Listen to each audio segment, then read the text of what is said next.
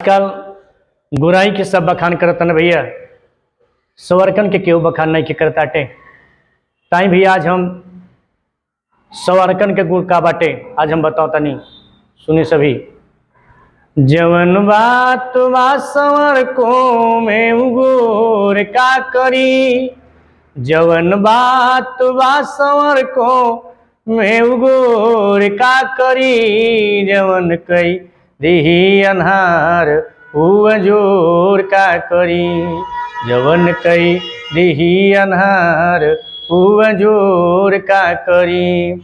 एक दिन सबका में जवानी रंग भर के आवेला, एक दिन सबका में जवानी रंग भर के आवेला, करिया गोर नाही केहू केहू चीनी पावेला।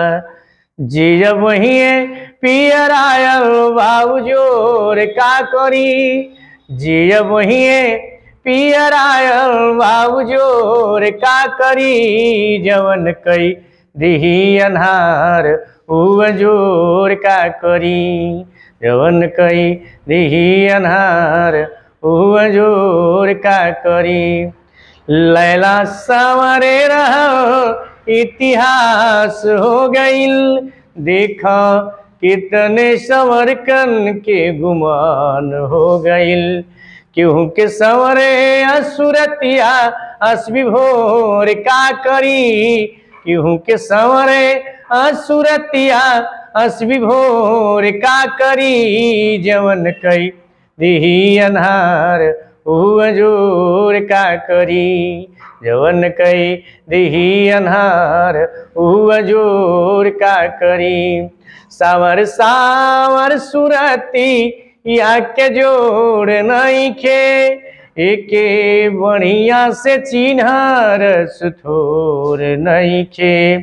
सावर रह ले कबीर इतिहास हो गईल, सावर रह ले कबीर इतिहास हो गईल, देखा कितने सवरकन के गुमान हो गईल। जिया वही पियर आयल बाबू जोर का करी, जिया वही पियर आयल बाबू जोर का करी, जवन कई देही अन्हार हुआ जोर का करी, जवन कई देही अन्हार हुआ जोर का करी, जवन कई देही अन्हार हुआ जोर का करी।